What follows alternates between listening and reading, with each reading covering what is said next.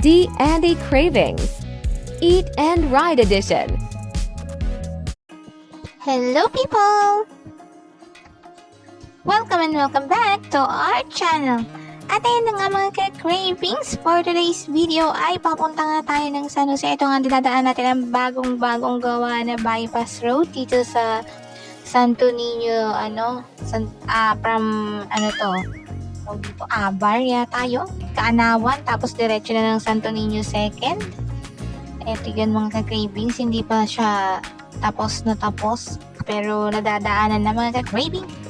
Dahil nga, sa araw na ito ay pupunta tayo sa Angaque Dam, Angaque Lake, dito sa may Pinili, sa San Jose City, Nueva Ecija.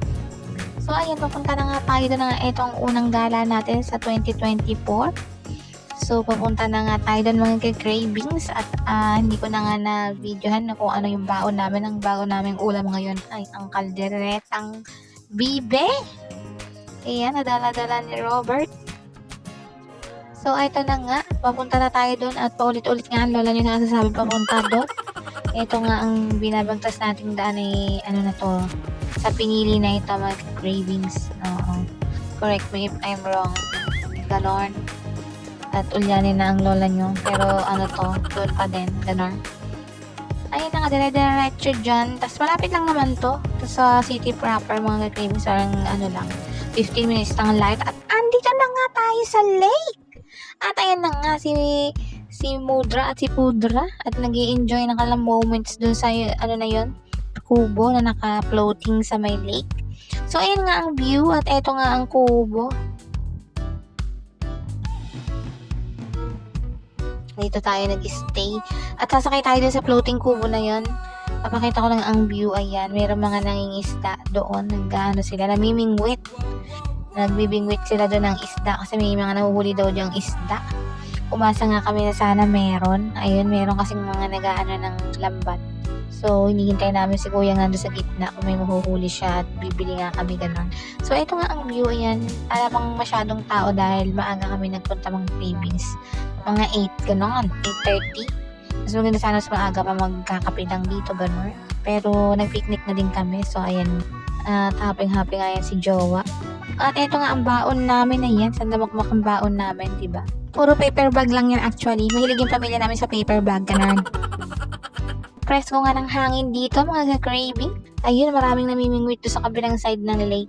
At ito na nga, kain na nga tayo mga cravings. Tara, let's eat! At ito na nga ang kalderetang bibe na nilalapang ngayon ni Joe. At ang sarap-sarap nga daw. Delicious, very very much. Very yummy, gano'n. Hindi lang halata sa mukha ni Joe. Gutom na siya ng mga pasandaling yan. Hindi siya makapag-emote-emote. At ito na nga mga ka-cravings. Diba? Nagulat kayo.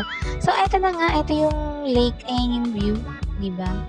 Unang gala natin yan kasama ang family. So, ito na nga. Kitang-kita nyo ang view ng bundok. Ayan, tatanaw nyo yan. Tapos, ito yung Angaque Lake. Malapit lang to sa city proper, 15 minutes. So, ito papakita ko sa inyo. Sumakay kami dyan sa floating kubo na iyan. Ang bayad dyan ay 150 mga ka-cravings. At ayun nga, paulit-ulit lang ang lakad ang lola nyo. At ang aking cute na pamangkin na makulit. At ayun, nakita ka rin si Kylie, ayun. Tuwan-tuwa siya sa water. Tinatakot namin siya na may shokoy na lalabas doon. Pero hindi niya nga pala alam kung ano yung shokoy. So, hindi siya natakot, ganun. So, habang nagaganyan nga kami, hintay namin si Kuya. Si Kuya yung, tiga-operate yung pagkakalag ng tali, gano'n. Siyempre kami, relax lang dahil akala namin si Kuya isasakay dyan. At siya ang maghihila-hila, gano'n. Tapos kami, eme-route lang kami doon para relax, gano'n. Pero hindi pala gano'n ang mangyayari, mga ka-cravings. Kaya pala, 150 lang ang bayad ng mga ka-cravings kasi kami lang din ang hihila sa sarili namin, gano'n. Hanggang makarating sa gitna. So, kung marami kayo, hindi pwede kasi tatabi-tabi yung kubo pag hinila kapag mas marami. So kami dyan, bale, lang kami dyan, 6. 6 person lang kaming sumakay dyan, pang 7 yung bata. So 7 na nga kami bale.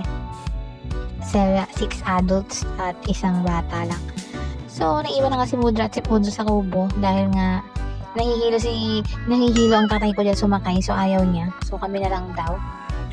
Kaya lang siya nagpunta din sa kanina nila ni Bodra dyan nagpunta kanina, hindi gumagalaw. So ngayon nga, tinulak-tulak na ni Kuya at ayan na nga. Diretso na kami sa gitna. O kanya, di ba? Pause na pawis si Jowa, kahaltak niya. O ayan na nga, picture-picture sa gitna ng lawa. O di ba? Ayan. Pagkayari niyan, hinila-hila din nila ulit pabalik. Tulong-tulong sila dyan si Adrian, si Obet at saka si Jowa. O di ayan. Pawis na at pagkayari niyan, ito na nga ang view uli ng lake. Pagkayari na kumain na kami ng salad at uwian na din. At hanggang dito lang nga mga ka-cravings. Salamat sa panonood. Hanggang sa susunod, like and subscribe.